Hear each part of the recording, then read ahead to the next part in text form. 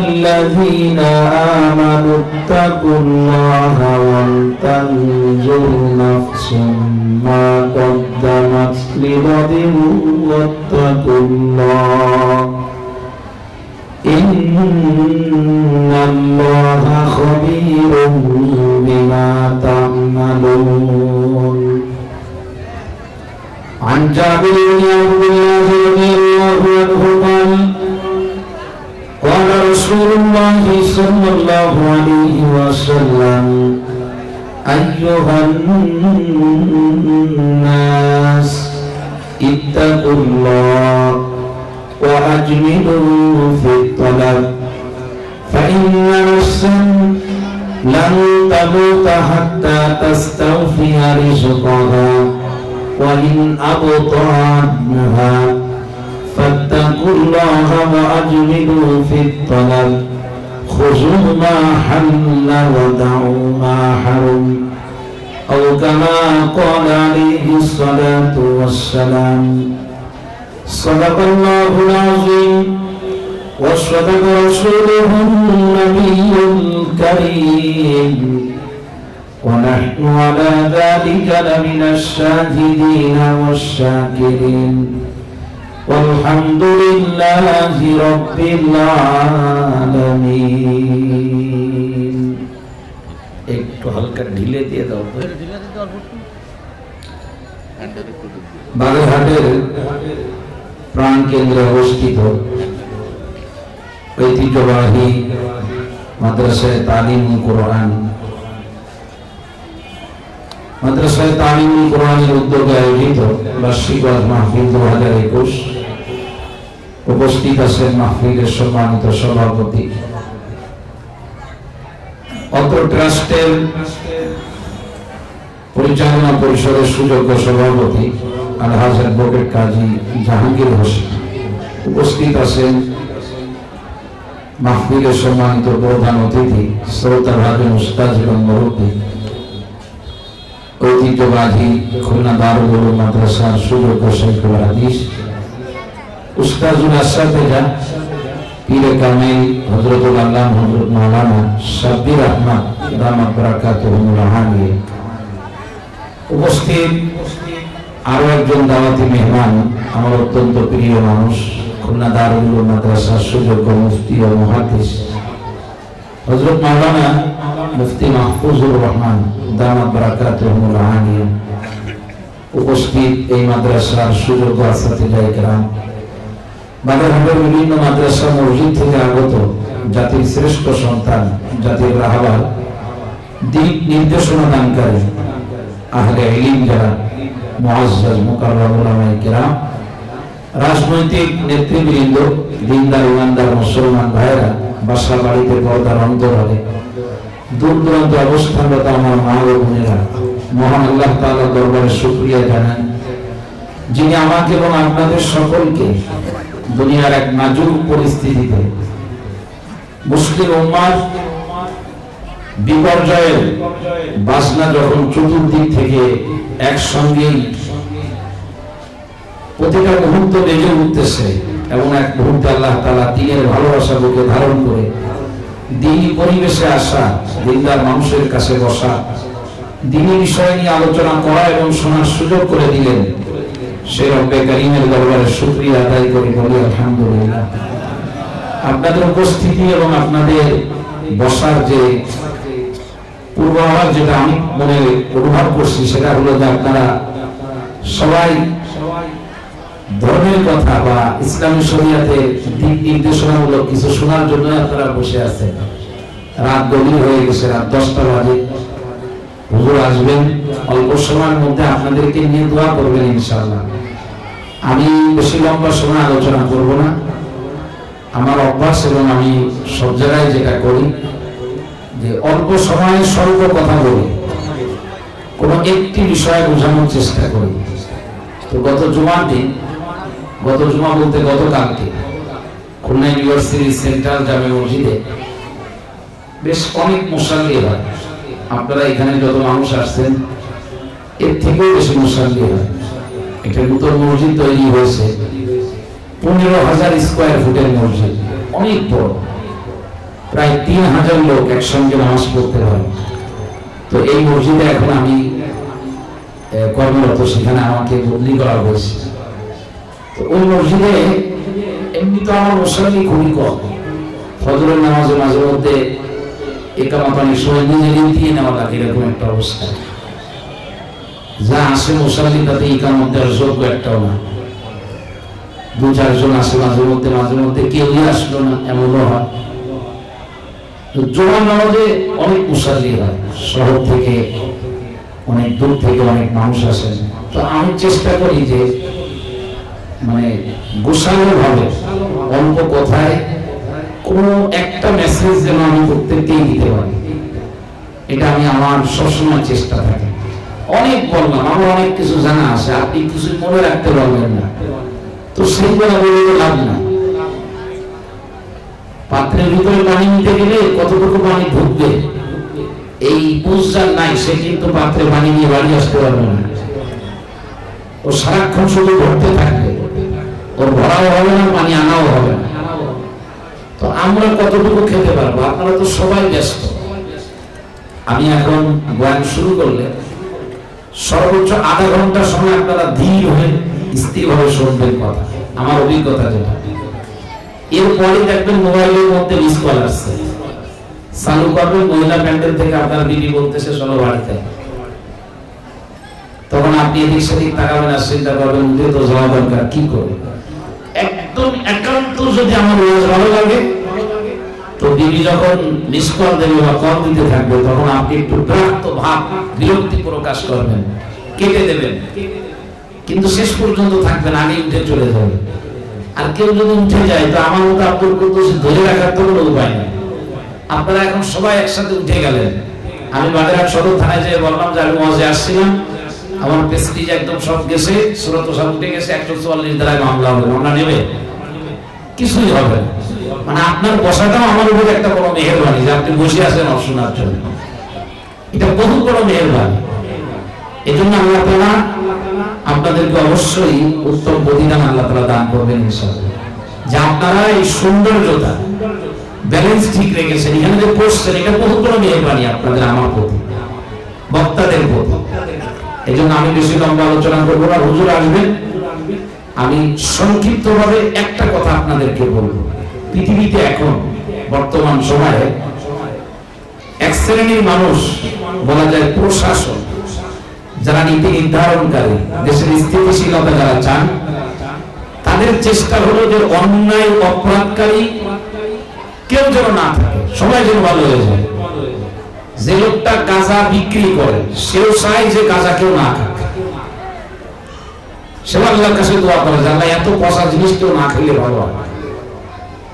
যদিও সে নিজে গাঁজা বিক্রি করে, কিন্তু সেও চায় যে মানুষ এই নেশা করে ধ্বংস না হোক। সবাই আমরা চাইতেছি সবাই ভালো হয়ে যায়, আমিও ভালো হয়ে যাই, সবাই ভালো হয়ে যায়। অনেক সময় আমি ভালো হই, এটা আমরা একটু কম চাই, এটা বেশি চাই যে সবাই ভালো হয়ে যায়। বাপ সিগারেট খায়, ছেলেরা তুই বিড়ি খাইতে পারবি না, কিন্তু বাপ নিজে সিগারেট খায়। আমার মা পর্দা করে না, মেয়েকে বলতেছে তুই পর্দা কর। মেম্বার ইসলাম মানে না, ওয়ার্ডের সদস্যদের বলে তোমরা সবাই ইসলাম মানা শুরু করে দাও। চেয়ারম্যান নিজে দাঁড়ায় পেশাব করে, ইউনিয়নের সব লোককে তুমি বসে পেশাব করো। তার কারণ হলো আমার যে দুইটা চোখ আছে, এই চোখ দিয়ে তো আমি আমারে দেখি না, আমি দেখি কারে? কথা বলেন, আওয়াজ দেন, কারে দেখি? আমার চোখ দিয়ে আমি সবাইকে দেখি, কিন্তু বড় দুঃখজনক হলো আমার চোখ দিয়ে আমি আমারে দেখি না, তাই আমারে ভালো বানানোর চেষ্টা আমার নাই। আমার চেষ্টা হলো সবাই ভালো হয়ে যায়। পুলিশ লাঠি নিয়ে দাঁড়ায় আছে, মানুষগুলারে সব ভালো বানাবে, কিন্তু পুলিশ ভালো বানাবে কি? আব্দুল কুদ্দুস ওয়াজ করতেছে, শ্রোতার দিক তাকায়, শ্রোতা সব ভালো হয়ে যায়, আব্দুল কুদ্দুসকে ভালো বানাবে কি? এজন্য বিশ্বনবী বলেছেন, তুমি তোমার চক্ষু দিয়ে আরেকজনের দোষ দেখবা যখন, খবরদার খবরদার, আরেকজনের ভিতরে দোষ তুমি দেখতেছ, এই দোষ তুমি আরেকজনের দোষ মনে করবে না। নবী আমার বলেছেন আরেকজন হলো তোমার জন্য আয়না। তুমি যে দোষ তার ভিতরে দেখতেছো ও দোষ আসলে তার না, ও দোষ হলো তোমার দোষ, এটা আমার দোষ। আমি যখন আয়নার সামনে দাঁড়াই, আয়নার ভিতরে যে দোষ ত্রুটিগুলো দেখা যায় ওগুলো কার? আয়নার। কথা বলেন।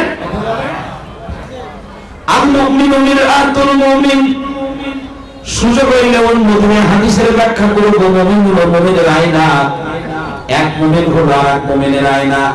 তার মানে হলো একজন মুমিন কারোর ভিতরে যদি কোনো দোষ দেখে ওই দোষকে সে আরেকজনের মনে করবে না, নিজের দোষ মনে করবে। এর মধ্যে 6টা ফায়দা আছে।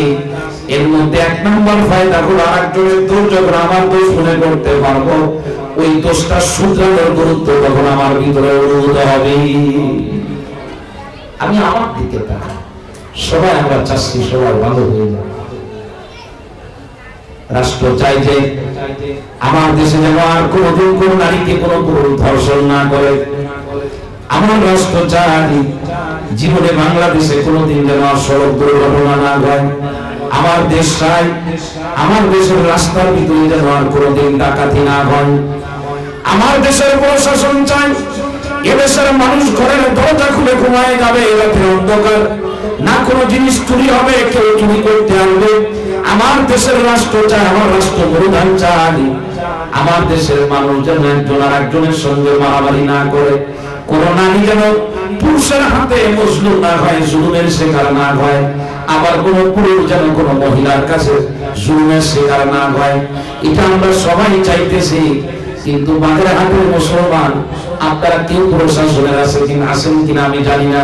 তবে প্রশাসনের লোক গতকালকে ছিল, প্রতি জুমার দিন থাকে আমি যখন বয়ান করি বুকের উপরে হাত রেখে বলে আমরা যে চেষ্টা করতেছি আর যদি কোনো একটা এমন খারাপই আমরা চেষ্টা করে জমিন থেকে বিদায় করতে পেরেছি, মোটেই পারি নাই। আমরা চেষ্টা করেছি ধর্ষণ প্রতিরোধ করব, পারিনি প্রতিরোধ করতে, বরং নতুন নতুন স্টাইলে ধর্ষণের প্রোগ্রাম তারা ধর্ষকরা হাতে নিচ্ছে।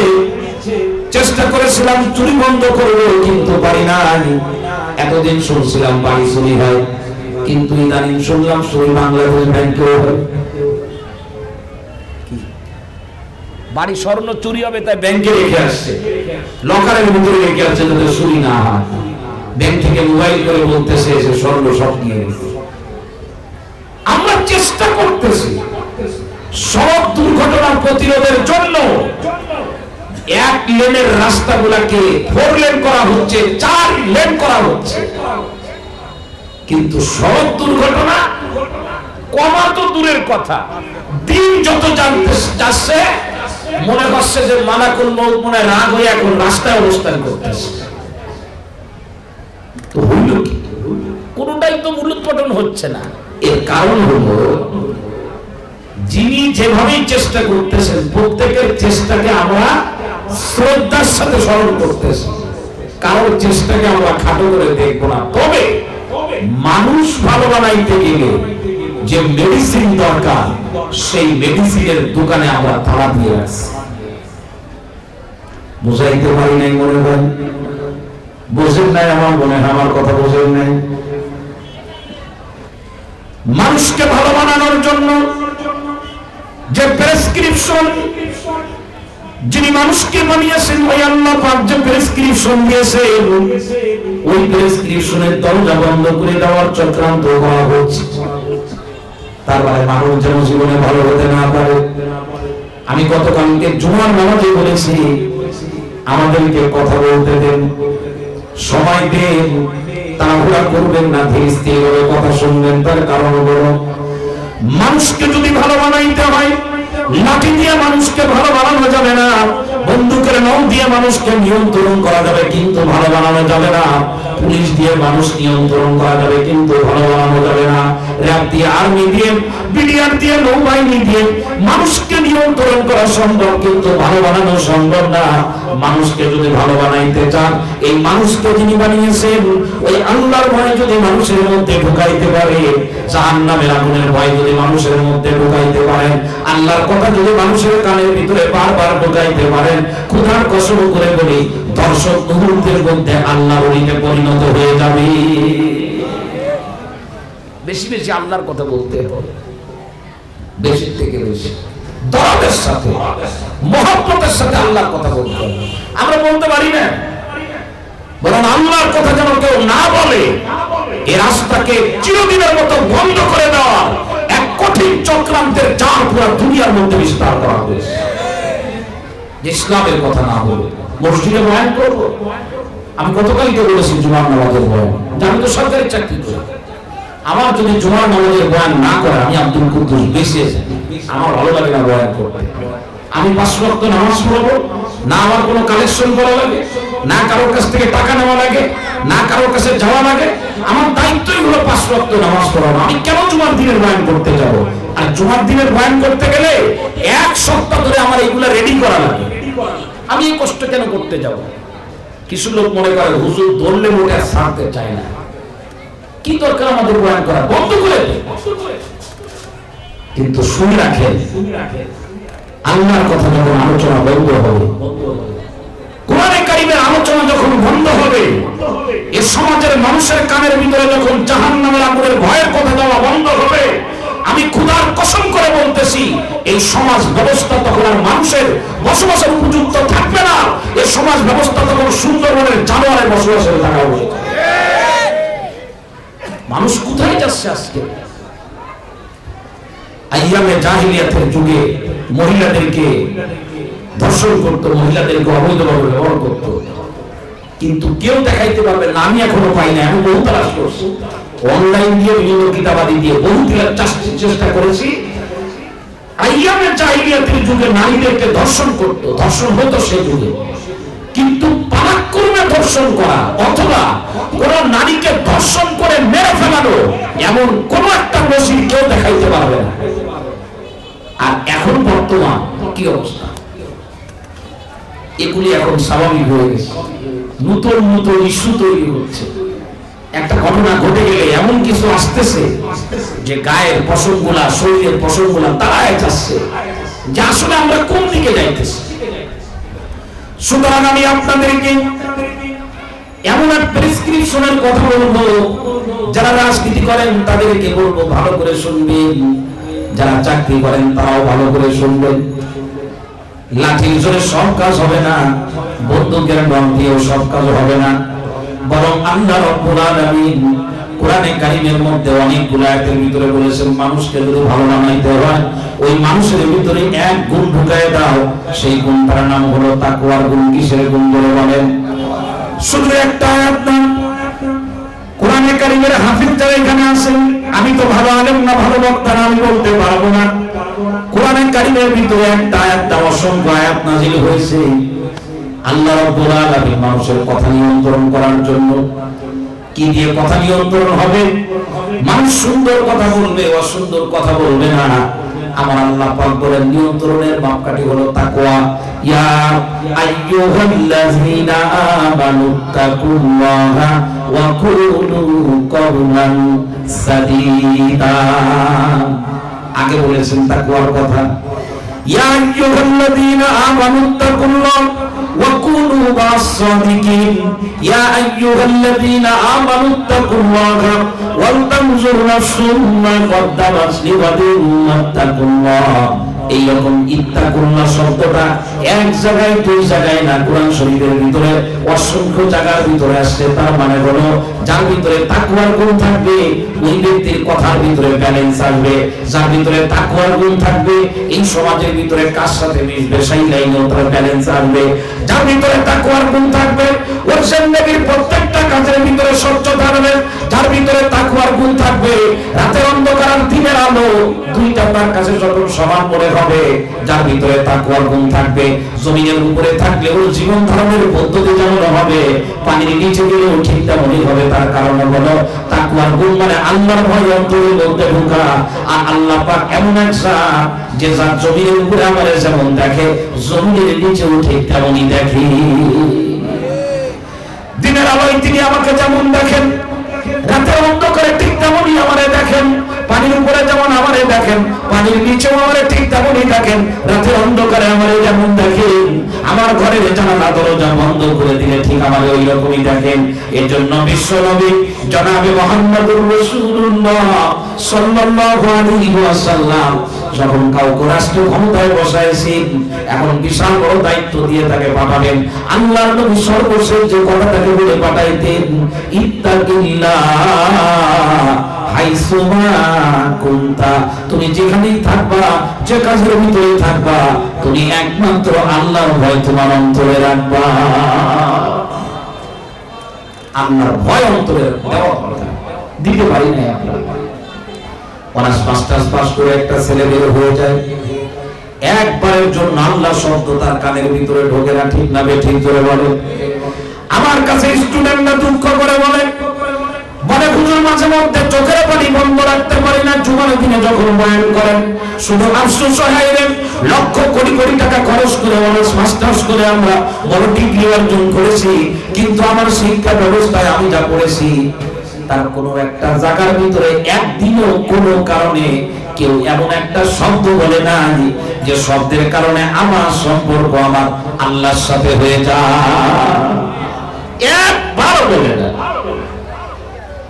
আল্লাহর চেনেই না, আল্লাহ সম্পর্কে কিছু জানেই না। ও মাস্ক ছেড়ে, মাস্ক করোনা ভাইরাসের মাস্ক ছেড়ে, কিন্তু আল্লাহর ছেড়ে। কারণ মাস্কের ব্যাপারে আমরা এত সচেতন করেছি মানুষকে, আমিও করেছি। তো ইদানিং মানুষ দেখতেছে ডাবল ডাবল মাস্ক ব্যবহার করতেছে। ডাবল, একটা হলো কাপড় আর একটা হলো মেডিকেল, ওই যে কি বলে একটা সার্জারি মাস্ক, যেটা এটা ব্যবহার করে। ডাবল মাস্ক ব্যবহার করছে। কি ব্যাপারে এত মাস্ক ব্যবহার করলেন? বলে নো মাস্ক, মাস্ক নাই তো সীমা নাই, এই জন্য মাস্কের গুরুত্ব বুঝে আসে মাস্ক ব্যবহার করা। আলহামদুলিল্লাহ, মাস্ক ব্যবহার করা ভালো। আমার কাছেও আছে মাস্ক। আমি অনেকগুলো মাস্ক আমার গাড়িতে আমার কাছে আছে, আমার ব্যাগের মধ্যে আছে, গাড়িতে আছে। কারণ কোন সময় কয়টা লাগে তা তো বলা যায় না, এই জন্য আমি একটু বেশি করেই রাখি। তবে আমার একটু ব্যতিক্রম হলো যে আমি স্বাস্থ্যবিধি মেনে মাস্ক ব্যবহার করি, কিন্তু আমি মাস্কের সাথে বন্ধুত্ব করি নাই। করোনা ভাইরাস থেকে বাঁচার জন্য কোন কায়নাতের মালিক, আসমান আর জমিনের মালিক আল্লাহর সাথে যোগাযোগ স্থাপন করার চেষ্টা করতেছি। কারণ মাস্ক তো আমারে বাঁচাইতে পারবে না। মহামান্য রাষ্ট্রপতি ভাই মারা গেছে করোনা, মাস্ক কেনার টাকা ছিল না নাকি? অ্যাটর্নি জেনারেল মারা গেছে করোনা ভাইরাসে, মাস্ক কেনার টাকা পাই নাই। এস আলম গ্রুপের চেয়ারম্যানের ভাই মারা গেছে করোনা ভাইরাসে আক্রান্ত হয়ে, এর মনে মাস্ক কেনার টাকা ছিল না। আকিস গ্রুপের চেয়ারম্যানের সাথে আমার কথা হয়েছে, তার আপন ভাই করোনা ভাইরাসে আক্রান্ত হয়ে মারা গেছে। আকিস গ্রুপ বাংলাদেশ ধরে কিনে ফেলাইতে পারে, তাদের মনে মাস্ক কেনার টাকা ছিল না নাকি? এ দুনিয়ার মুসলমান বোঝা গেল মাস্ক পরিধান করব স্বাস্থ্যবিধি মেনে, কিন্তু মাস্ক আমাকে রক্ষা করতে। তাহলে মাস্কের কথা যদি 5 বার বলি, তো করোনা ভাইরাস যিনি পাঠিয়েছেন তার কথা কয়বার বলা দরকার?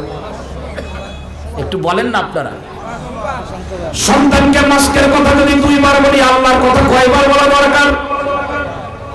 বরং সন্তানের মুখের ভিতরে মাস্ক লাগাই দেব আর কানের ভিতরে বলে দেবো, রে বাবা এই মাস্ক করে বাঁচাইতে পারবে না, বাঁচতে চাইলে কেবলমাত্র রাস্তা হলো আসমানওয়ালার সাথে সম্পর্ক করা, ওই আসমানওয়ালার ভয় অন্তরের মধ্যে প্রতিষ্ঠিত করা। আসমানওয়ালা যখন ডাক দেবে, দোকান চলবে না, চাকরি চলবে না, রাজনীতি চলবে না, সব বাদ দিয়ে 5 ওয়াক্ত নামাজের জন্য হাজির হয়ে যাও। আসমানওয়ালার রব যেভাবে চলতে বলেছে ওইভাবে চলার চেষ্টা করো। আসমানওয়ালার রব যদি সন্তুষ্ট হয়ে যায়, আশা করা যায় মাস ছাড়াও আল্লাহ তোমারে বাঁচাইতে পারে। আর তুমি শুনে রাখো, রবের সঙ্গে যদি তোমার যোগাযোগ হয়ে যায়, ওই রবের ভয় যদি অন্তরের মধ্যে ঢুকাইতে পারো, এই করোনা ভাইরাসে আক্রান্ত হয়ে যদি দুনিয়া থেকে বিদায় হওয়ার আগে আল্লাহর নবী সহিহ হাদিস, ঈমানের সাথে কেউ যদি মহামারীতে আক্রান্ত হয়ে দুনিয়া থেকে বিদায় হয়, আল্লাহ পাক কিয়ামতের ময়দানে তাকে শহীদের কাতারে দান করে জান্নাতে দিয়ে দিবেন।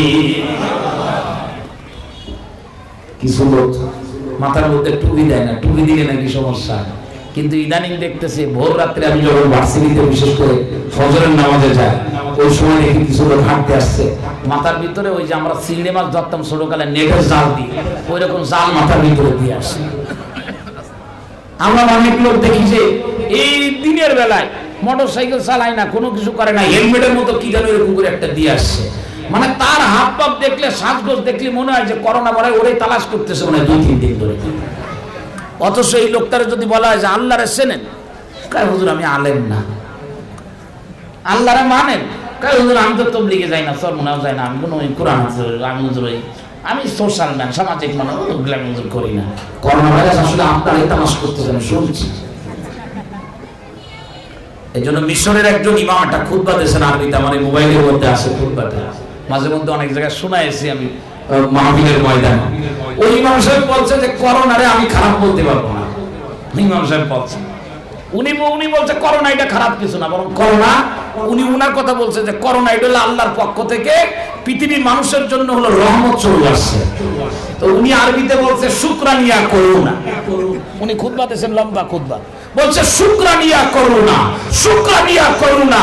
হে করোনা তোমার ধন্যবাদ, তোমার আগমনের কারণে জালেম জুলুম করা বন্ধ করে দিয়েছে।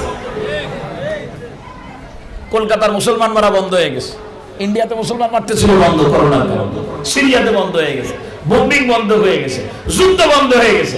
উনি বলছে শুকরানিয়া করোনা, এ করোনা তোমার ধন্যবাদ জানাই, তোমার আগমনের কারণে বেহায়া মহিলাগুলো তাদের মুখটারে ঢেকে ফেলাইছে। বলছে শুকরানিয়া করোনা, এ করোনা তোমার ধন্যবাদ জানাই, তোমার আগমনের কারণে মালিকরে যারা চিনত না তারা এখন চিনতে শিখছে। হাসপাতালের বেডে বসে এমন লোক মোবাইল করে যে হুজুর একটু দোয়া করেন, করোনা পজিটিভ, 4 বার পরীক্ষা করেছি, অবস্থা বেশি ভালো মনে হয় না, ডাক্তাররা বলছেন যে কোনো সময় কিছু একটা ঘটে যাইতে পারে, তো হুজুর যদি সম্ভব হয় জুমার নামাজে একটু আল্লাহর কাছে দোয়া করেন, আল্লাহ যদি এ সালানি মতো আমার ফেরত দেয় তো 3 সেল্লা নিয়ে এখনই করতেছি, পরে আর 2 সেল্লা দেবো ইনশাআল্লাহ। আমরাও দোয়া করে দিই, আল্লাহ যখন নিয়ত করছে তো ফেরত দিয়ে দাও। আল্লাহ বলে উম্মতে মুহাম্মাদি তো, কে যদি ফিরাউনের মতো হইতো তাহলে তো ফেরত দিতাম না। আল্লাহ বলে যা হুজুরদের দোয়া কবুল করছি, আমি তোরে ফেরত দিয়ে দিলাম। তো আলহামদুলিল্লাহ ফেরত দিলে কাজও হয়। বাংলাদেশের একজন কঠোর নাস্তিক, যে জীবনে কোনোদিন আল্লাহ শব্দ মুখ দিয়ে উচ্চারণ করেন নাই, উনি একেবারে অনলাইনে এসে উনি মানে কি বলে সাংবাদিকদের কাছে বলে দিয়েছে যে আজ থেকে আমার মুখ থেকে একজনের কথা উচ্চারিত হবে, তার নাম হলো আল্লাহ। আল্লাহু আকবার। কার সাথে পরিচয়? আরো জোরে বলেন। পড়াশুরু করবো সন্তানকে, সন্তানকে পড়াবো আর পড়াইতে থাকবো, তার আগে সন্তানদের পরিচয় করায় দেব ছোট্ট এইটুকু শব্দের সাথে, এই বাক্যটার সাথে পরিচয় করায় দেব। সন্তানদের বলবো, বাবা তুমি বলো বিসমিল্লাহির রহমানির রহিম। সন্তান কার সাথে পরিচিত হবে বলেন? আমার সন্তান যদি কাজের শুরুতে আল্লাহর সাথে পরিচয় লাভ করতে পারে, পরিচিত হতে পারে, আমার সন্তান জীবনে কোনোদিন ঢালাই দিতে গেলে রডের পরিবর্তে বাঁশ দেবে না। আমার সন্তানকে যদি অবৈধ জিনিস দেওয়া হয়, আমার সন্তান প্রয়োজনে দুনিয়ার জমিন থেকে বিতাড়িত হতে সেটাও মেনে নিতে পারবে। ইব্রাহিমের মতো আগুনে পোড়া লাগলে পড়তে পারবে, শুধুমাত্র যদি রবের সঙ্গে পরিচয় হয়ে যায়। আমার সন্তান বলবে আমি কোনো খারাপ কাজ করতে পারবো না, যদি মারতে চাও মারতে পারো। হযরত ইব্রাহিম আলাইহিস সালাম মা বিপক্ষে চলে গেছে, বাবু বিপক্ষে চলে গেছে, রাষ্ট্র ক্ষমতা বিপক্ষে চলে গেছে, কেউ নাই জমিনের মধ্যে পক্ষে, শুধুমাত্র ইব্রাহিম একা একদিকে। ইব্রাহিমরে যখন আগুনের মধ্যে ফেলাবে, হযরত জিবরাইল আলাইহিস সালাম ইব্রাহিম আলাইহিস সালামকে বলে আমারে বলো, আমি তোমার এই চরকাটা ধরে বলবো, তোমার আগুনে ফেলাইতে পারবে না। ইব্রাহিম বলে জিবরাইল আমি তো তোমার সঙ্গে সম্পর্ক করি না, আমি যার সাথে সম্পর্ক করেছি সাহায্যের দরকার হইলে তার কাছে যাবো, তোমার কাছে সাহায্য চাইতে পারবো না। জিবরাইল বলে তাহলে আল্লাহরে বলো। হযরত ইব্রাহিম আলাইহিস সালাম বলে হে জিবরাইল শুনে রাখো, এমন কোন রবের সঙ্গে বন্ধুত্ব করি নাই, এমন কোন সত্তার সাথে সম্পর্ক করি নাই যে আমি বিপদে পড়ে গেলে তারে বলা লাগবে যে আমার সাহায্য করো, আমার যখন সাহায্যের দরকার হবে তুমি নিজের থেকেই করবেন। একেবারে শেষ সময় যখন আগুনের মধ্যে ফেলাবে, এই হাদিস আমি ছাত্রদেরকে পড়াইছি। আল্লাহু আকবার। হাদিসের মধ্যে আছে সহিহ হাদিস মুসলিম শরীফের, কানা আখিরা কওলি ইব্রাহিম হিনা উলকিয়া ফিন্নার। আগুনের মধ্যে যখন ফেলাবে, একেবারে সর্বশেষ যে কথাটা ইব্রাহিমের মুখ থেকে উচ্চারিত হয়েছিল, সেই কথা এই কথা বলে নাই যে আমার আব্বা আমারে বাঁচাবে, বরং ইব্রাহিম আলাইহিস সালাম বলেছিল, ও নমরুদ তুমি শুনে রাখো, মারতে পারবে না তার কারণ হলো হাসবুনাল্লাহু ওয়া নি'মাল ওয়াকিল। সম্পর্ক কার সাথে? আরো জোরে, আরো জোরে। মুসা আলাইহিস সালামের সম্পর্ক কার সাথে? আমরা যখন বিপদে পড়ে যাই, আমি বিপদে পড়ে গেলে আমি পুলিশকে মোবাইল করি। হঠাৎ করে যদি কখনো রাস্তার মধ্যে কোনো জায়গার মধ্যে অনাকাঙ্ক্ষিত কোনো ঘটনা ঘটে যায়, সাথে সাথে আমি পার্শ্ববর্তী থানার পুলিশের কাছে মোবাইল করার চেষ্টা করি। এটা হলো আমাদের ইমানের দুর্বলতা, নিশ্চিত ইমানের দুর্বলতা, এর মধ্যে আর কোনো সন্দেহ নেই। একবার ডাকাতি হাতে পড়লাম মাগুরাতে, মোহাম্মদপুর আর মাগুরার এর মাঝামাঝি একটা জায়গা আছে। তো ড্রাইভার দেখি যে উল্টা গাড়ি চালায়, আমার এই গাড়িটাই উল্টা চালায় আর একজন ড্রাইভার। তো আমার ঘুম পেয়ে গেছে, উল্টা চালাও কেন? তোমার রাত ওইরকম 1টা-2টা বাজে, প্রচন্ড শীতের মৌসুমে মোহাম্মদপুর থেকে আসতেছে মাগুরা শহরের উপর। আমার বলে হুজুর রাস্তায় ডাকাত। কেন তুমি বুঝলে কি করে? তোমার কিছু বলছে নাকি ডাকাত? বলে না হুজুর, আমি হেডলাইটের আলোতে দেখতেছি সামনে গাছ কেটে রাস্তার মধ্যে ফেলায় গেছে। তো হুজুর আমি যাইনি ওইখানে, যে থামলেই ডাকাত আছে আশপাশে ধরবে, আমি পিছনে চলে আসছি। তো এখন পিছনে চলে গেছে, ওই বাজারে চলে গেছে, ওইখানে একটা বাজার আছে। আমাদের ইমান একবার চিন্তা করি যে আমি তো ওয়াজ করি লোকজনে, তা আমি নিজেই তো মানি না। আমি ওই জায়গায় যে গাড়ির থেকে নেবে লোকজনকে বলতেছে ভাই আশপাশে কি ফাঁড়ি আছে, পুলিশ ফাঁড়ি টাড়ি আছে কিনা, প্রশাসনিক কোনো লোকজন আছে কিনা। আরে ইব্রাহিম আলাইহিস সালাম পুলিশ তালাশ করে নাই, হযরত মুসা আলাইহিস সালামের সামনে রাস্তা নাই, সামনে পানি আর পানি, ডাইনে গেলেও ধরা, বামে গেলেও ধরা, পিছনে গেলেও ধরা। সাথীরা কাছে এসে বলতেছে, ও মুসা ইন্দ্রাটা মুদ্রা করুন, আপনি কোন জায়গায় আসলেন রাস্তা ভুল করে? এই জায়গায় তো রাস্তাই নাই, তো এই তো ধরা পড়ে যাবো আমরা এখন।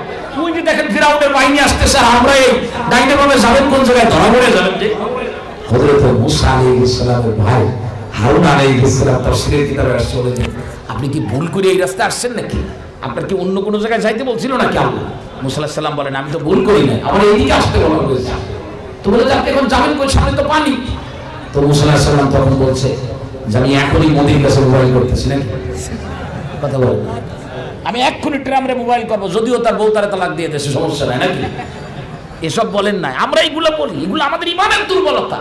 কঠিন থেকে কঠিন হয়ে সীসা ঢালা প্রাচীরের মতো আজও যদি কোনো ব্যক্তি হযরত মুসা আলাইহিস সালামের মতো এরকম হিম্মত নিয়ে, ইব্রাহিমের মতো হিম্মত নিয়ে বলতে পারে যে আমাকে রক্ষাকারী আমার আল্লাহ একমাত্র আছে, পৃথিবীর কাফের আর বেঈমান এক হয়ে গেলেও তার কিছু করতে পারবে না।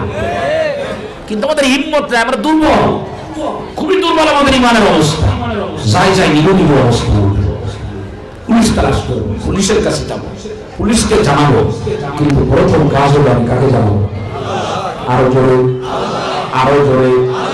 একটা কিতাবের মধ্যে পড়েছি, উর্দু কিতাব, যখন কোনো অসুস্থতা হবে ইমানদারের প্রথম কাজ হলো অসুস্থতার ব্যাপারে নামাজের মাধ্যমে আল্লাহরে জানাবে। 2 নম্বরে ডাক্তারের কাছে যাবে, 3 নম্বরে ডাক্তারের প্রেসক্রিপশন অনুযায়ী ঔষধ গ্রহণ করবে, আর 4র্থ নম্বরে হলো এইভাবে তার চেষ্টা অব্যাহত রাখবে। কিন্তু আমরা আগে যাবো ডাক্তারের কাছে, তারপরে যাবো ওষুধের দোকানে, এরপরে যদি ডাক্তার আর ঔষধে না পারে 2 জনে মিলে, এরপরে যাবো মসজিদের ইমাম সাহেবের কাছে, ইমাম সাহেব যদি না পারে তারপরে যাবো আল্লাহর কাছে। আল্লাহ কয় এত রাস্তা হাঁটা লাগতো না যদি শুরুতে আমার কাছে আসতা। সম্পর্ক কার সাথে করবো জোরে বলেন? ডাক্তারের সম্পর্ক হবে আল্লাহর সাথে। হযরত মুসা আলাইহিস সালাম যে কথা বলেছিলেন কোরআনে কারীমের 19 নম্বর পারা 8 নম্বর পৃষ্ঠার একদম শেষের দিক দিয়ে আমাদের জন্য আল্লাহ পাক সেই কথাটা রেকর্ড করে রেখেছেন। হযরত মুসা আলাইহিস সালাম বলে নাই যে কোনো চিন্তা নাই, আমার ভাই আছে আমার সাথে, আমরা পার হতে পারবো, এই কথা বলে নাই। বরং হযরত মুসা আলাইহিস সালাম বলে তোমরা ধরা খাওয়ার ভয় পেও না, তার কারণ হলো যদিও বাহ্যিক ভাবে দেখতেছে সামনে রাস্তা নাই, পানি আর পানি, কিন্তু কোন দিকে গেলে ফিরাউনের হাত থেকে রেহাই পাবো ওই দিকটা পৃথিবীর কেউ দেখাইতে পারবে না। ইন্না মাইয়া রব্বি সায়াতি, আমার সাথে রব আছে, রব আমারে দেখায় দিবে। কে দেখাবেন রে? হ্যাঁ আরো জোরে বলেন। আর আল্লাহর দেখানোকে আমাদের ব্রেনে ধরবে, কারণ আল্লাহ তো আল্লাহ শান অনুযায়ী দেখাবে। আমাদের ব্রেনে তো আল্লাহর দেখানোটা আমাদের বুঝে নাও আসতে পারে, ঠিক না ঠিক বলে? তো আল্লাহ তাআলা রাস্তা দেখাইছে, কিন্তু কিভাবে দেখাইছেন? আমি মাঝে মধ্যে এই কথা ছাত্রদেরকে বলি, কিভাবে দেখাইলেন? মুসা আলাইহিস সালামকে আল্লাহ তাআলা রাস্তা দেখাবেন ফিরাউনের হাত থেকে বাঁচার জন্য। তো রাস্তা দেখাইছেন কি? যে তোমার হাতে যে একটা লাঠি আছে, ওই লাঠি দিয়ে আনিদ্রিব দিয়ে আসওয়াকাল বাহা, পানির উপরে বাড়ি মারো। কে দেখাইতেছেন এই রাস্তা? দরকার কি পানির উপরে বাড়ি মারা না রাস্তা দরকার? আল্লাহ বলবে যে তুমি ডাইনে যাও না বামে যাও, অথবা বেশি বেশি আল্লাহ তুই এটাও বলতে পারতো যে তোমার হাতের ভিতরে লাঠি আছে, যেহেতু এখন যাওয়ার জায়গা নাই, তুমি ওই লাঠি নিয়ে জবান করে দাবায় বলে ফিরাউনের মাথার মধ্যে বাড়ি মারো। তাইলে কিন্তু বাঙালিদের মানে ধারণা অনুযায়ী আল্লাহরে বলাটা ঠিক হতো না, ঠিক না? এটা আমরা মনে করি না, কিন্তু আল্লাহ তাআলা কিছুই বলে না। যাইনে যাও, বামে যাও, পিছনে যাও, ফিরাউনকে মারো, কোনো কিছু বলে না। আল্লাহ পাক বলতেছে তুমি তোমার লাঠি দিয়ে সাগরের পানির উপরে বাড়ি মারো। কি হবে বাড়ি মারলে? বুঝে আসবে না আমাদের, কারণ আমার তো বুঝে আসার কথা না। আমি তো ছোট ছেলে, 11-12 বছর বয়স। আব্বুরে বলতেছে আব্বু আমার একটা সাইকেল কিনে দাও। বলে কি সাইকেল নিবি? বলে এই যে এরকম হ্যান্ডেল সোজা সাইকেল নেব। মানে এইরকম বাঁকা হইলে হবে না, এরকম সোজা হইতে হবে। এরকম এক ধরনের স্যান্ডেল সাইকেল চালায় না এখন বাচ্চারা।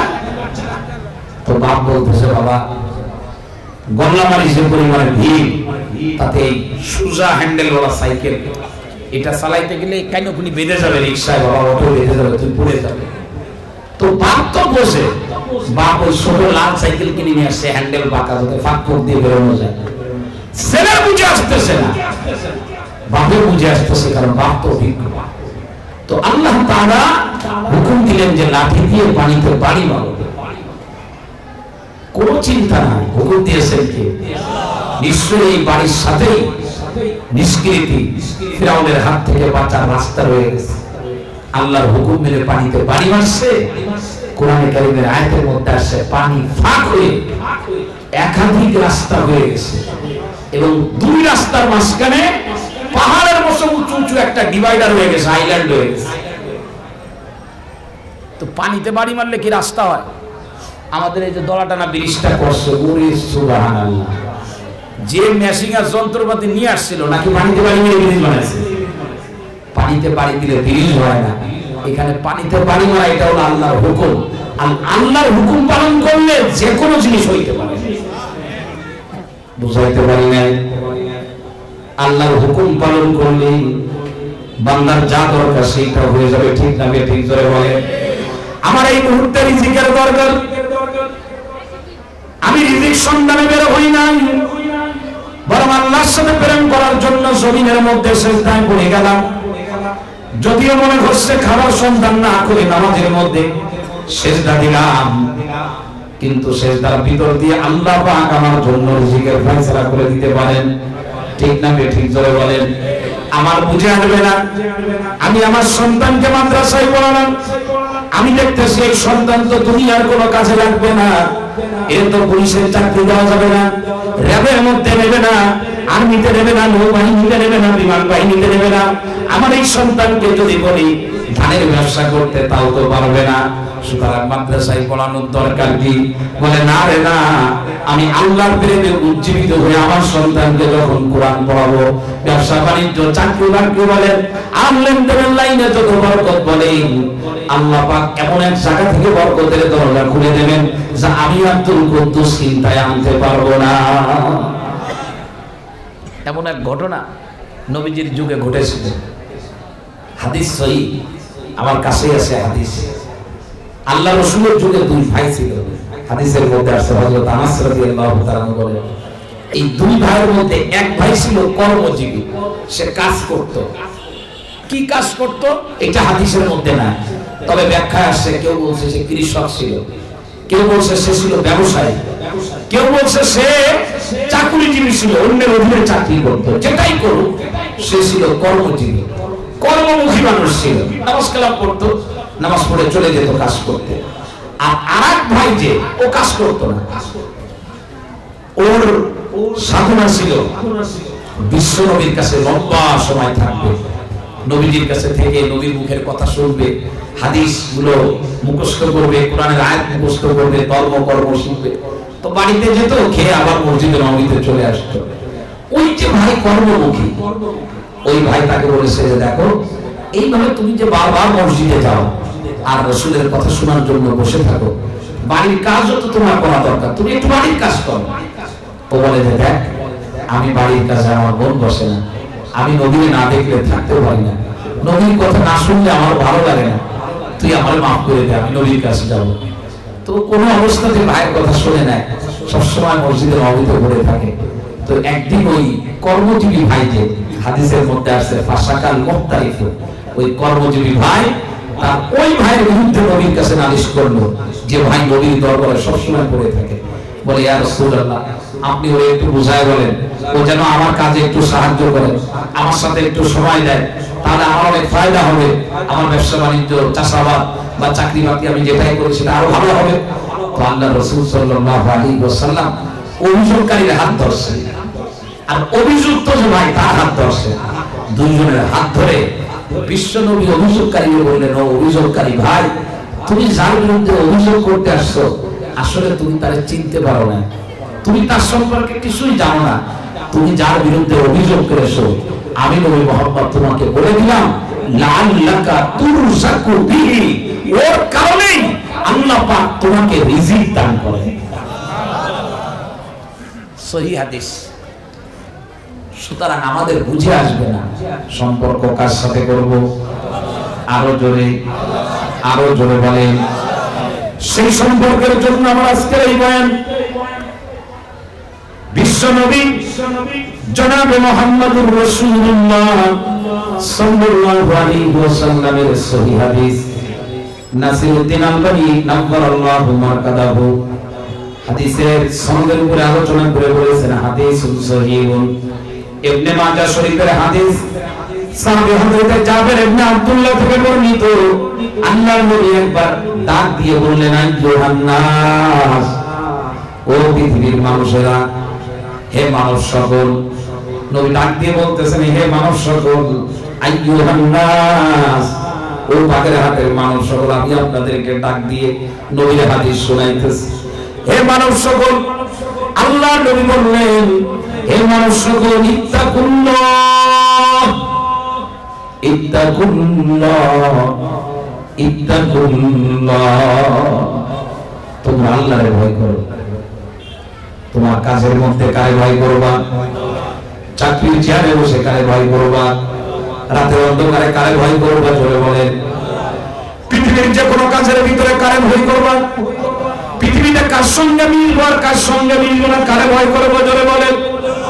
হযরত মুআয বিন জাবাল রাদিয়াল্লাহু তাআলা আনহুকে বিশ্বনবী যখন ইয়ামেনের গভর্নর করে মদিনা থেকে বিদায় দেবেন, ঠিক বিদায়ের আগ মুহূর্তে হযরত মুআয বিন জাবাল রাদিয়াল্লাহু তাআলা আনহুকে আল্লাহর নবী কয়েকটা উপদেশ দিয়েছিলেন। এর মধ্যে এক নম্বর উপদেশ ছিল, সহিহ হাদিসের মধ্যে আছে, ও মুআয, তুমি আমার থেকে দূরে চলে যাবা, তোমার কাজ যেন শয়তান নষ্ট করে না দেয়, এজন্য তুমি প্রত্যেকটা জায়গায় যেখানেই থাকো না কেন, ইত্তাকিল্লাহা হাইসুমা কুনতা, তুমি যেখানে থাকবা একমাত্র আল্লাহর ভয় অন্তরের মধ্যে রাখবা। আল্লাহর ভয় যদি অন্তরের মধ্যে থাকে, নামাজের মধ্যে তাড়াহুড়া থাকবে না। আল্লাহর ভয় যদি অন্তরের ভিতরে থাকে, সুন্দরী রমণী চোখের সামনে ঘুরবে কিন্তু দৃষ্টি নিতে পারবে না। আল্লাহর ভয় যদি অন্তরের ভিতরে থাকে, রাজনীতির ময়দানে দাপিয়ে বেড়াবে কিন্তু ইসলামের বিরুদ্ধে একটা কথাও তার মুখ দিয়ে বের হবে না। আল্লাহর ভয় যদি অন্তরের ভিতরে থাকে, এই দুনিয়ার সম্পদ তার কাছে কোনো গুরুত্ব পাবে না। আল্লাহর ভয় যার অন্তরের ভিতরে থাকে, গুনাহ করার সুযোগ দেওয়া হয়, কিন্তু সে গুনাহ করে না।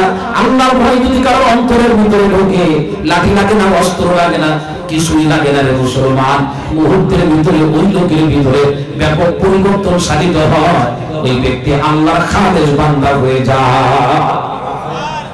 আমি আপনাদেরকে শোনাবো, যদি ধৈর্য চ্যুত না হন, বারবার বলবেন, দোকানের ভিতরে বলবেন, চায়ের দোকানে বলবেন, অফিসের ভিতরে অধীনস্থ কর্মচারীদেরকে বলবেন। আমি আপনাদেরকে কসম করে বলি, সিসি ক্যামেরা দিয়ে মানুষকে নিয়ন্ত্রণ করা সম্ভব, কিন্তু সিসি ক্যামেরা দিয়ে মানুষকে ভালো বানানো যায় না। বন্দুকের নল দিয়ে মানুষকে নিয়ন্ত্রণ করা যায়, কিন্তু ভালো বানানো যায় না। ভালো বানানোর জন্য একমাত্র পথ হলো বিশ্বনবী জনাবে মুহাম্মদুর রাসূলুল্লাহ যেটা করেছিলেন, পথহারা মানুষগুলিরে আল্লাহর সাথে সম্পর্ক করায় দিয়েছিলেন। শুধু সম্পর্ক করে একটু জুড়ে দেন, কোন রকম জুড়ে দেন, লাইট আপনার জ্বালানো লাগবে না। এই বিদ্যুতের লাইট যখন টানানো হয়, এর সাথে তার দেওয়া, এই তার ওই দলাটানা ব্রিজের ওই পার খুঁটির সঙ্গে যখন কোন রকম লাগায় দিবেন, এই বাগেরহাটের লাইট গুলো জ্বালানোর জন্য আপনার পুলে উঠা লাগবে না, লাইট এমনি চলতে থাকবে। এই পৃথিবীর মানুষগুলোকে যদি স্বর্ণের মানুষ বানাইতে হয়, এই মুহূর্তে আমাদের দরকার হলো একেবারে নিচ থেকে নিয়ে আত্মবটন ওই আগা পর্যন্ত, রাজনীতির ময়দান থেকে শুরু করে গ্রাম পর্যন্ত প্রত্যেকটা মানুষের জন্য প্রতিদিন কোনো না কোনো একটা মুহূর্ত, কোনো না কোনো একটা জায়গায় তাদেরকে বসায় আল্লাহর ভয় এবং পরকালে জাহান্নামের আগুনের ভয়ের কথা তাদেরকে শোনানো দরকার। আমরা শোনাইতে পারি না, বন্ধ, সব বন্ধ, কেউ শুনতে চায় না। জুমার দিন মসজিদে যা নামাজ পড়তে যায়, আমরা যে বয়ান করি, অধিকাংশ মসজিদের মুসাল্লিদের অবস্থা মসজিদে ঢুকেই ঘুমানো শুরু করে। আর এমন টাইলস লাগানো হয়েছে মসজিদে, আর এসি লাগানো হয়েছে, জানালা দরজা সব বন্ধ, সারাদিন ব্যস্ততার মধ্যে দৌড়ায় বেড়ায়, ক্লান্ত শ্রান্ত শরীর নিয়ে মসজিদে ঢোকে, ইমাম সাহেব বয়ান করতেছে, মুসাল্লি এদিক দিয়ে গোপ পড়ে মালয়েশিয়ায় চলে গেছে। নামাজের পরে মাসালা জিজ্ঞেস করতেছে, হুজুর আমার কি উযু আছে? কয় কেন? কয় আমি তো স্বপ্নের মধ্যে দেখলাম যে আমি মালয়েশিয়া কুয়ালালামপুর স্টেডিয়ামে কি বলে এয়ারপোর্টে নামতেছি, ওই বিমানেতে নামতে যে ব্যাগ হাতে নিছে, এদিক দিয়ে বায়ু বাতাস সরে গেছে, ওই থেকে আমার নামাজ হয়েছে কিনা। এগুলো আমাদের মুসাল্লিদের কোয়ালিটি, আমরা সব ঘুমানো মুসাল্লি। আল্লাহর ভয় মানুষের মধ্য থেকে বিদায় হয়ে গেছে, মানুষের মধ্যে আর জানোয়ারের মধ্যে কোনো পার্থক্য নাই। আমি চিন্তা করলে মাঝে মধ্যে আমার লজ্জা লাগে যে প্রতিদিন রাত্রে বস করি আর পকেট পুরে টাকা নিয়ে যে ঘুমায় থাকি, এই মানুষের কাছে এই কথাগুলো কারা বলবে? আমরা তো বলতে পারি না, আমরা ওয়াজ করতে গেলে এখন গান গেয়ে সময় শেষ করে ফেলাইতেছি। মুসলমান আল্লাহর কথা বলেন, লোকমান হাকিম তার সন্তানকে যেমন আল্লাহর কথা বলেছিল, ভালো বানানোর জন্য লাঠি লাগবে না, বারবার আল্লাহর কথা শুনেন।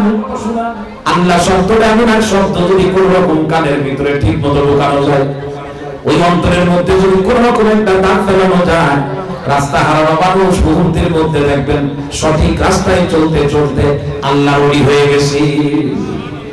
আমি আপনাদেরকে সংক্ষিপ্ত ভাবে বলি, বিস্তারিত বলতে পারবো না। নবী আমার বলেন, বনী ইসরাইলের মধ্যে এক লোক ছিল, চূড়ান্ত পর্যায়ের খারাপ লোক। নবী আমার তার খারাপের বর্ণনা হাদিসের ইবারাতে যেভাবে দিয়েছে, আল্লাহর নবী বলেছেন, মুহাদ্দিস রাইসকে বসে আছে, নবী আমার বলেছেন ওর চরিত্র এমন ছিল, লা ইয়াতাগাররাবু আন যামবিন, কোন একটা গুনার কাজ সে হাতছাড়া করত না, সুযোগ হইলেই গুনাহ করত। সুন্দরী রমণী সামনে আসলে ওর সত্যও ফাঁকি দিতে পারত না, যেই তার সামনে আসতো তার দেহটা ভোগ করার জন্য সে সর্বোচ্চ শক্তি প্রয়োগ করত। কথা বলার সুযোগ আসলে মিথ্যা কথা বলতো, বলে যত ধরনের গুনার কাজ আছে সব সে করত। এই দুষ্টুর নাম ছিল হাদিসের মধ্যে আসছে কিফিল। ভালো করে শোনে মুসলমান, হাদিসের ভিতরে আসছে এই কিফিলের কাছে একদিন এক অসহায় মহিলা, বিধবা মহিলা, স্বামী নাই, সন্তান আছে, স্বামী হারা এই বিধবা মহিলা সন্তানদের মুখে খাবার দেওয়ার জন্য প্রতিদিন সে শ্রম দেয়, শারীরিক পরিশ্রম করে, মানুষের বাড়িতে কাজ করে খাবার নিয়ে আসে। একদিন ঘর থেকে বের হয়েছে, কাজ পায় নাই, খাবারও কিনতে পারে না। সন্তানদেরকে না খাবার দিতে পারলে ক্ষুধার কারণে ছটফট করতে থাকবে। এই মহিলা চলে গেল, তার কাছ থেকে টাকা নেওয়া যায়, হাওলাত করে টাকা নেবে। এই মহিলা যেতে যেতে দুষ্টু কিফিলের নজরে পড়ে গেল। কিফিল এই মহিলারে দেখে লালায়িত হলো, মহিলারে ব্যবহার করা দরকার। নবী আমার হাদিসের মধ্যে বলেন, ওই ওই মহিলাকে কিফিল টাকা দিল, কিন্তু টাকা দিল এই শর্তে বলে মহিলা তোমার দেহটা তুমি আমার সামনে খুলে দিবা। মহিলা অসহায় নিরুপায় হয়ে শর্ত মেরে টাকা নিয়ে বাড়ির দিকে রওনা হয়ে গেল। সেই টাকার পরিমাণ হাদিসের ভিতরে আসছে মাত্র 60 দিনার, মাত্র 60টা দিনার, 60টা টাকা। এই 60টা টাকা নিয়ে বাড়িতে চলে আসছে। দিন যখন শেষ হয়ে গেল, শর্ত অনুযায়ী রাতের অন্ধকারে কিফিলের কাছে যেতে হবে, নিজের দেহটা তার সামনে খুলে দিতে হবে। মহিলার চোখের ভিতরে পানি টপ টপ করে পানি পড়তেছে। মহিলা চিন্তা করতেছে, আইরে স্বামী হারাম, আমার এই সতীত্ব কোনদিন কারোর কাছে নষ্ট করি না। আজকে টাকার কারণে, অসহায়ত্বের কারণে আজকে মানুষ আমার সতীত্ব নষ্ট করে দিল।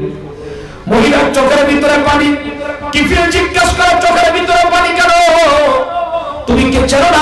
আমার বাড়ি সম্পর্কে জানো না? এটা এমন এক জায়গা যেখানে মানুষ কোনোদিন আসতে পারে না। তুমি যে রাতের অন্ধকারে আমার সঙ্গে থাকবা, এই দুনিয়ার কেউ জানতে পারবে না। সকালে উঠে তুমি চলে যাবে, কেউ বুঝতে পারবে না। কথা বলতে বলতে কিফিল মহিলারে নিয়ে ঘরের ভিতরে চলে গেল। দরজা বন্ধ, জানালা বন্ধ, সব বন্ধ করে দিয়ে কিফিল এবার ওই মহিলারে ব্যবহার করবে। হাদিসের ভিতরে যে শব্দ আসছে ব্যাখ্যা দিতে পারবো না, তার কারণ ছোট বাচ্চারা রয়েছে, ব্যাখ্যা সবকিছু দেওয়া যাবে না। হাদিসের ভিতরে যে শব্দ আসছে, আল্লাহর নবী বলেন ফালাম্মা কাদামা কাদার রাজুল, একজন পুরুষ তার স্ত্রীর কাছে একান্ত সময়ে যেভাবে বসে, কিফিল ওইভাবে বসে গেছে। কিন্তু মহিলার শরীরের ভিতরে হাত দিয়ে দেখে পুরো শরীরটা থরথর করে কাঁপতেছে। কিফিল তখন জিজ্ঞাসা করে, তোমার শরীর কাঁপে কেন? কার ভয় তোমার ভিতরে এত? আল্লাহু আকবার।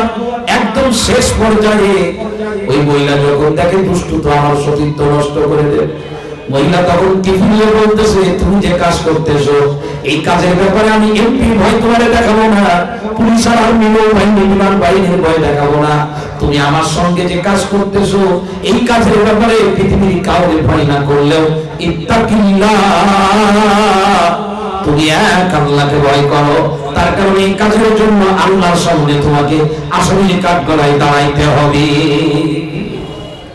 লম্বা কোনো বয়ান করে না, লম্বা কোনো বয়ান নাই।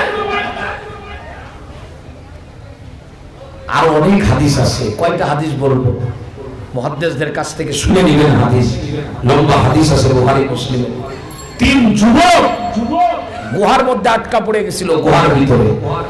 কিভাবে গুহা থেকে বের হবে? গুহার মুখে বড় এক পাথর এসে চেপে বসছে। তো 3 যুবক ওই গুহার মধ্যে দোয়া করছিল তাদের জীবনের ভালো কর্ম নিয়ে। ওর মধ্যে এক যুবক বলেছিল যে, হে আল্লাহ, আমি আমার চাচাতো বোনকে ভালোবাসতাম। সে একদিন টাকার বিনিময়ে রাজি হলো যে আমি তাকে ব্যবহার করব। আমি তাকে ব্যবহার করতে গেলাম, ঠিক শেষ মুহূর্তে আমার চাচাতো বোন আমাকে একটা শব্দ বলেছিল যে, তুমি আমার সাথে যে কাজ করতেছো এই কাজের ব্যাপারে তুমি ইত্তাকিল্লাহ, কাকে ভয় করো। আসে না হাদিসের মধ্যে শব্দ? একটা শব্দ, দ্বিতীয় কোনো শব্দ নাই, কোনো লাঠি নাই, কোনো অস্ত্র নাই, কোনো কিছু নাই, শুধু আল্লাহর সাথে পরিচয় করে দেওয়া। তো এই যুবক বলতেছে, হে আল্লাহ, আমি তোমার ভয়ে সেদিন আমার চাচাতো বোনের সুযোগ পেয়ে ছেড়ে দিয়েছিলাম, খারাপ কাজ করিনি। আজকে আমি বিপদে পড়ে গেছি। তোমার কাছে যদি এটা পছন্দনীয় হয়ে থাকে যে আমি সুযোগ পেয়ে গুনাহ করলাম না, আল্লাহ তুমি গুহার মুখের পাথরটা একটু সরায় দাও। আল্লাহ তাআলা হুকুম দিলেন, গুহার মুখের পাথর সরে গেল। সহিহ হাদিস বুখারী মুসলিমে। এই কিফিলকে যখন বলছে তুমি আল্লাহরে ভয় করো, কিফিল ছেড়ে দিয়ে দাঁড়ায় বলে, তুমি চলে যাও,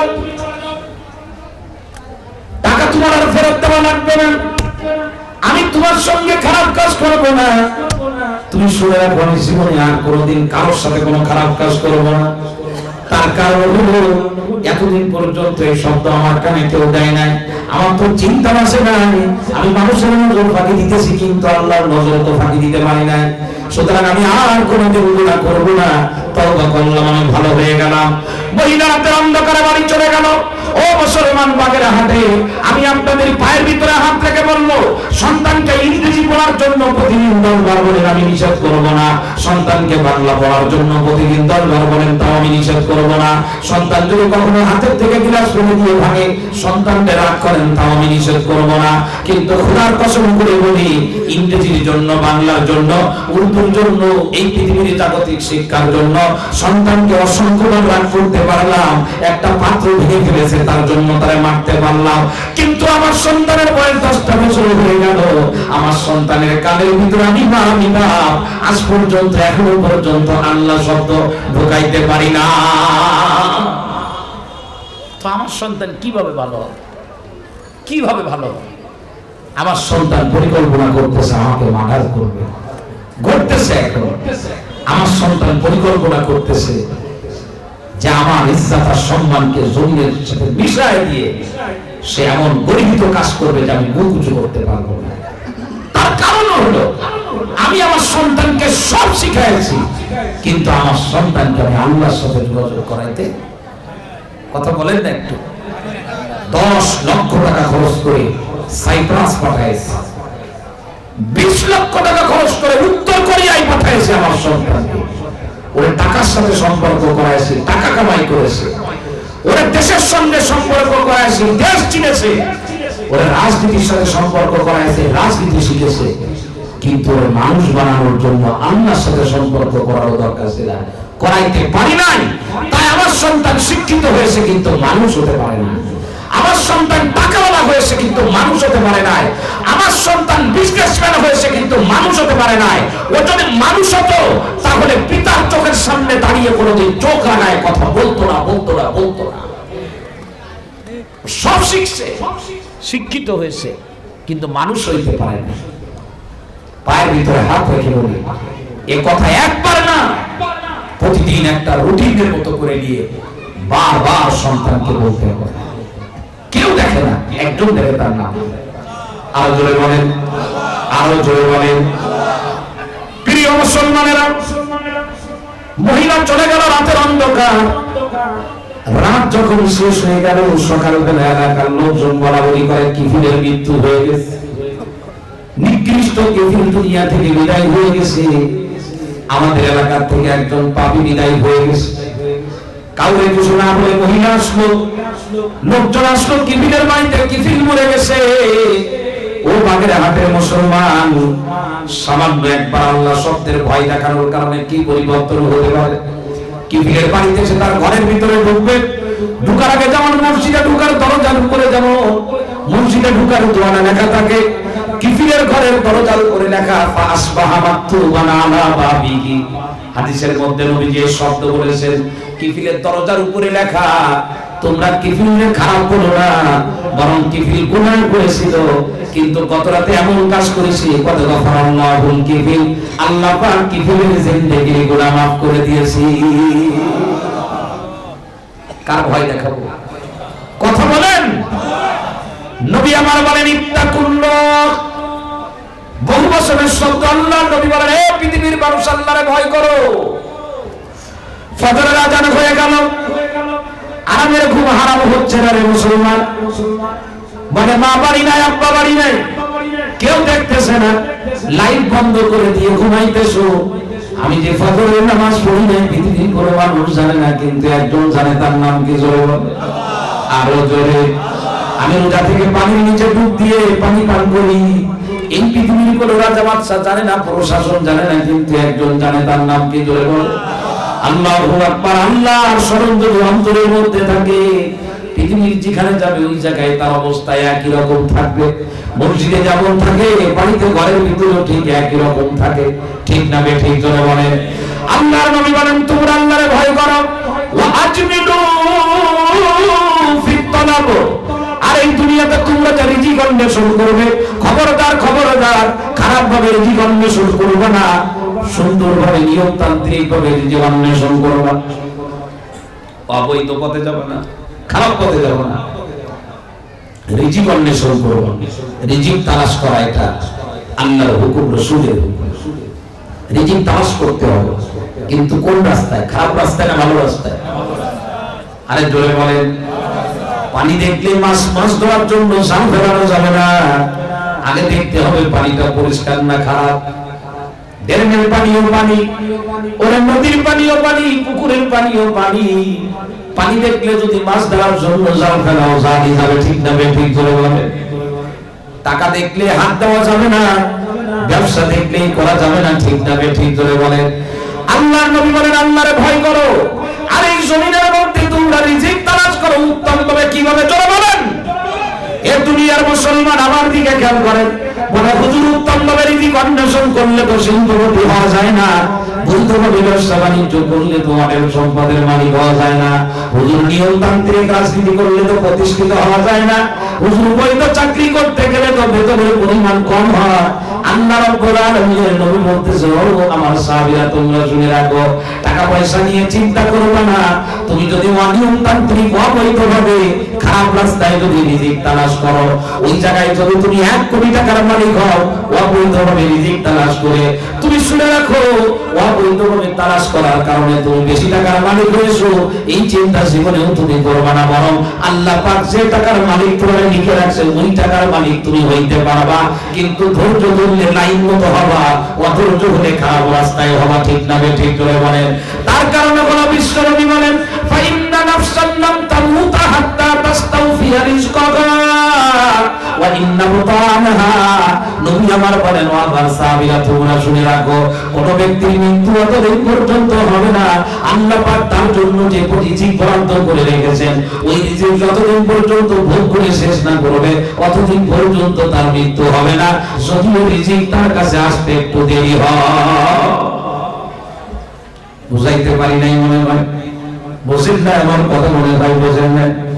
চুরি করে ডাকাতি করে 100 কোটি টাকার মালিক যে হয়, ও যদি ধৈর্য ধরে বৈধ পন্থায় আল্লাহ ওরে 100 কোটি টাকার মালিক বানাই, তারপরে দুনিয়া থেকে নিবেন, ঠিক না ঠিক? করে বলেন। দুনিয়ার মুসলমান ভালো করে শোনেন, আমি আপনাদেরকে 3টা আমলের কথা বলে দিয়ে যাব। রিজিক যদি বাড়াইতে চান, নামাজ বাদ দিয়ে, আল্লাহরে বাদ দিয়ে, রাসূলকে বাদ দিয়ে, কোরআন আর হাদিস বাদ দিয়ে, ইসলাম ধর্মকে বাদ দিয়ে এই দুনিয়াতে রিজিক যদি কেউ বাড়াইতে চায়, ও কাল্পনিক জগতে দৌড়াইতেছে, এই রাস্তার মধ্যে দৌড়ায় পানির জন্য, দৌড়াইতে দৌড়াইতে ঢাকায় চলে যাবে, ঠিক দুপুর বেলায় রাস্তায় দেখলে মনে হয় পানি আছে, কিন্তু পানি থাকবে না।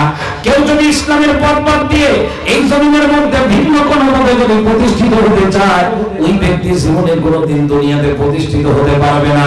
বরং বিশ্ব নবী বলে, ও আমার সাহাবীরা তোমরা শুনে রাখো, আল্লাহর ভয় অন্তরে নিয়ে ইসলামের বিধান মেনে যদি জমিনের মধ্যে রিজিক তালাশ করো, যে রিজিক তোমার জন্য রাখা হয়েছে, ওর যারা পরিমাণ তোমার হাত ছাড়া হবে না, পুরো রিজিক আল্লাহ পাক তোমারে দান করে দিবে।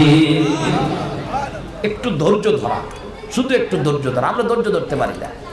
ব্যবসা করতেছে, আল্লাহু আকবার, ওজনে কম বেশ করে, এরপরে ডাহা ডাহা মিথ্যা কথা বলে, নগদ নগদ মিথ্যা কথা। একটা রুটি নিয়ে আসছে, 4 টাকা দাম পাউরুটি। সকালবেলায় এক ভ্যানালা যে পাউরুটি একটা বের করে বলতেছে, ভাই এটাকে আজকে একদম ধরা চোটে একটা কসম দিয়ে বলে যে একদম আল্লাহর কিরা করে করছে, কেবল দিয়ে গেছে। আসলে এই দোকানদার কেবল নামাজ পড়ে আসছে, আর মাথা টুপিও করে নেয়। 2জন দোকানের মধ্যে বসে, আর এক মুসাল্লি বসে, ভ্যানালা রুটি খাচ্ছে আর বলতেছে, ভাই কেবল দিয়ে গেছে, টক টক মনে হচ্ছে। আসলে নতুন একটা মেডিসিন আছে বাংলাদেশে, ওই দেশে তো ভ্যানালা খাইতে একটু স্বাস্থ্য ভালো হয়। ভ্যানালা আল্লাহর নাম বলে খাইতে খাইতে চলে গেল, তো যা খাই তাই অসুখ হয়ে যায়। আল্লাহর মেহেরবানি এটা। আমার দেশে যারা ভ্যান ছাড়া, রিক্সা ছাড়া, এটা করোনা নিয়ে বেশি একটা ভালো না। আমি এক চাষা আমার বাড়ি কাজ করে, মাঝে মধ্যে মাটি কাটি কাটাকাটি করে, চাষারা জিগাইলাম সারা মাছ কয়, ও আমার লাগবে না। তাই বললে যে করোনা ভাইরাসে যদি আক্রান্ত হয়ে যান, আপনি তো কি ভয় হবে? কাছে বাবা তুমি আলেম মানুষ, তো তোমার আর কি বলবো, তোমরা তো আসলে আমাকে সে অনেক বেশি বোঝো। ও করোনা ভাইরাস আমার মতো গরিব মানুষের জন্য আমরা পাঠাই, মানে সে মানতেই রাজি না, মানতেই সে রাজি না। তার এমন বিশ্বাস, সে বলতেছে আমি প্রতিদিন সকালে 9টায় কাজ শুরু করি, বৈকাল 5টা বাজলে কাজ ছাড়ি, প্রতিদিন আমার ইনকাম হলো 500 টাকা। আমি গরিব মানুষ, আমার যদি করোনা ভাইরাস, আমি কি দিয়ে চিকিৎসা করবো? আল্লাহ কি এত মানুষ যে আমার মতো লোকের করোনা ভাইরাস? পাইক গাছায় গেছিলাম ওয়াশ করতে। পাইক গাছা একটা জায়গা আছে, জায়গির মহল, আপনারা গেছেন কিনা ওইদিকে? আগে ওইখানে নদীতে খেয়া ইয়ে ছিল, ফেরি ছিল, এখন ব্রিজ হয়ে গেছে। তো যাই কি মল ব্রিজ পার হয়ে ওপারে গেছি, আমার পাইকাসা যে লোকটা দাওয়াত করছে উনি বলতেছে হুজুর এখান থেকে তো এই প্রাইভেট যাবে না, রাস্তার একটু সমস্যা, ওই নদীর পার দিয়ে রাস্তা, তো এখান থেকে আপনাকে মোটর সাইকেলে নিয়ে যাবো। আচ্ছা ঠিক আছে, ওঠো। গাড়ি রেখে দিয়ে মোটর সাইকেলে রওনা হয়েছে। যাইতে যেতে বেশ অনেক দূর গেছে। আমি বলছি ভাই আর কত দূর নেবেন? ওই দিকা যাচ্ছে। তার ওই দিকা যাচ্ছে তো সে আরো অনেক আগের থেকে বলতেছেন, এর মধ্যে তো 10 কিলোমিটার হয়ে গেছে। তখন ওই দিকা যাচ্ছে, ওই দিকা যাচ্ছে, মানে গেলের ওই পারে আলো জ্বলতেছে, ওই দিকে মানে নিয়ে যাবে। যাইতে যাইতে এক জায়গায় যে আমার বলতে হুজুর কিছু মনে নিয়েন না, এখান থেকে মোটরসাইকেল ঠেলে নিয়ে যেতে হবে, চাল্লায় আসবে। তো কোন মফস্বল এলাকায় আমার নিয়ে যাচ্ছে। তো যেটা মানে চমৎকার একটা কথা, মানুষ যত গ্রাম্য হয় তার ইমানটা তত মজবুত হয়। তো আমি জিজ্ঞেস করলাম ভাই আপনাদের এলাকায় যদি কেউ অসুস্থ হয় তো তার কিভাবে কি করেন আপনাদের? অ্যাম্বুলেন্স তো আসে না। কয় হুজুর ওই অ্যাম্বুলেন্সে ওঠার মতো রোগ আমাদের এলাকায় হয় না। আমি কই তার মানে? আমাদের এলাকায় দেখা গেলে একটু সর্দি হয়, মাথা ব্যথা হয়, তো আমাকে এলাকায় যে সমস্ত মোল্লা মৌলবী আছে ওরা পানি ভরে দিলে ঠিক হয়ে যায়। আমি বললাম যে হার্ট অ্যাটাক করে, তারপরে হঠাৎ করে মরে যায়, মালাকুল মউত এসে ফেরত যায়, এরকম হয় না অনেক সময়। তা বলছে হুজুর ও সব রোগ আমাকে এলাকায় আসে না। আল্লাহ তাআলা এই মানুষগুলি কত মজবুতি দান করেছে, আর আমাদের এখন আল্লাহর উপরে বিশ্বাস না। আল্লাহর চিনি, পানি পান করবে বলছি তো বিসমিল্লাহটা বলে, তা মনে হচ্ছে যে বিসমিল্লাহ বললে মনে হয় আল ইসলাম ট্রাস্টের সভাপতি মনে হয় কিছু ব্যাংক ব্যালেন্স হবে, বলবেই না বিসমিল্লাহ আল্লাহ। এরপরে হাত আল্লাহ দুইটা হাত দেশে দিব্যি, এই হাতে পানি খাওয়া যায়। কি যে এক নতুন ট্র্যাডিশন চালু হয়েছে, বাবাতে পানি পান করবে, দাঁড়ায় পেশাব করা যায়, বসেও করা যায়। আমার মসজিদে এত সুন্দর মসজিদ, কিছু কিছু জায়গায় দাঁড়ায় দাঁড়ায় পেশাব করে। তা আমি কেউ ভাই বসলে কি পায়খানা হয়ে যায় না? বসলে কি সমস্যা? কয় আমি মাদ্রাসায় পড়ি, বসে পেশাব করতে গেলেও মাদ্রাসায় পড়া লাগবে। কোন দুনিয়ায় আমরা কোথায় যাইতেছি? আমাদের ভবিষ্যৎ কি হবে? ভালো জিনিস খায় না, খারাপ জিনিস খায়, আল্লাহর নাম মুখ দিয়ে নেবে, তা নিতেই জানে না। খাওয়ার আগে বিসমিল্লাহ বলা, এ তো আল্লাহর লাভ না, লাভ তো আমার। আমি যদি বিসমিল্লাহ বলে খাওয়া শুরু করি লাভ কার? আমি ডান হাত দিয়ে খাবো, লাভ কার? নবীজি বলেছেন আমার লাভ, আমি হাত চাটবো, প্লেট চাটবো, লাভ কার? আমার লাভ। তো সেই কাজটা আমরা কেন করবো না? এ সব উল্টাটা করতেছে। অথচ নবীজি বলেছেন কেউ যদি বাম হাতে খায়, বিসমিল্লাহ না বলে, সে খাবে কিন্তু কোনোদিন তার পেট ভরবে না। খাবে কিন্তু পেট ভরবে না, ও খাইতেই থাকবে। একদম সত্য কথা, এটা জ্বলন্ত সত্য কথা। এই হাদিস আমি পড়াইছি এবং এটা জ্বলন্ত সত্য কথা। আমি 0 পয়েন্টে মাঝে মধ্যে বাসায় যখন আমার স্ত্রী না থাকে 0 পয়েন্টে হোটেলে খায়, আমি 0 পয়েন্টে যে বড় বড় গোশ দেয়, আমি এক পিস খাইলে আমার ওই দিন রাত্রে আর খাওয়া লাগে না। আমি নিয়ত করি যে পরের দিন সকালে নাস্তা করবো। আর আমার সামনে বসে টেবিলে 3-4 পিস গোশ খায়, আমার থেকে তার পেটও ছোট। খাওয়ার পরে কষে আর এক পিস হলে ভালো হতো, সেই রকম মজা। 3 পিস গোশ খাইছে, আর ভাতটা খাইলো, তা ওর সাথে কেউ মেয়ে বিয়ে দিলি 3 দিন পরে তার বাড়ি বেচা লাগবে, এত পরিমাণে ভাত খাইছে। খাওয়ার পরে ওর পেট ভরে না। এক সাহাবী এসে নবীজিকে বলতেছেন, আমি এই হাদিস কয়েকদিন আগেই পড়াইছি, নবীজিকে বলতেছে হুজুর আমরা খাই কিন্তু আমাদের পেট ভরে না। এক সাহাবী এসে বলতেছেন, হুজুর বলতেছে তোমরা খাও কিন্তু পেট ভরে না, তাই? বলছে আমরা খাই কিন্তু পেট ভরে না। তো আল্লাহর নবী বলতেছেন তোমরা কি আলাদা আলাদা খাও না, মানে আলাদা আলাদা প্লেটে খাও? তো বলতেছেন জি আমরা আলাদা আলাদা খাই। নবীজি বলতেছে তোমাদের এই রোগের চিকিৎসা হলো তোমরা যে কয়জন এই রোগে ভুগতেছো খাও কিন্তু পেট ভরে না, তোমরা সব খাবার এক জায়গায় করবা, করে একসাথে সম্মিলিত খাবার, দেখবা অল্প খাইলে তোমাদের পেট ভরে যাবে। মানবেন? হাদিস মানবেন? না মানলে আমার কিছু করার নাই, কিচ্ছু করার নাই। গতকালকে বলেছি আপনাদের ওই যে রহিমাবাদে মাহফিল, এই বাগেরহাটে 3টা গাছের নারকেল বিক্রি করে 1 বছরের খরচ বের হয়ে যায়। 10টা গাছের সুপারি বিক্রি করে 2টা মেয়ে বিয়ে দিয়েছে বসে। আর বর্তমান জামানায় 100 সুপারি গাছ, সিজনে সুপারি বাড়তে গেছে, 50 পিস সুপারি পাইছে, তার মধ্যে 49 পিস হলো কিছু নেই, তার ভিতরে একটা নিয়ে বসে রয়েছে। নারকেল গাছে নারকেল নাই, নারকেল আছে তা নারকেলে পানি নাই, নারকেল বড় হয় না, দেখতে এরকম কিন্তু ভিতরে নারকেল কম। লোকজন কয় হুজুর একটু দোয়া করে নেই, মোবাইলের টাওয়ারের কারণে সুবুরি আর নারকেলের মড়ক দশ। মোবাইলের টাওয়ারে কিচ্ছু হয় না, মোবাইলের টাওয়ারে বাড়ার ক্ষমতা নাই নারকেল গাছের নারকেলের ক্ষতি করা। আমাদের ইমানের টাওয়ারের সমস্যা হয়েছে, তাই নারকেল কমে গেছে। এই বাগেরহাটের যারা আদি মানুষ ছিল তাদের ইমান মজবুত ছিল, তাই এই জঙ্গলের মধ্যে তারা থাকতো।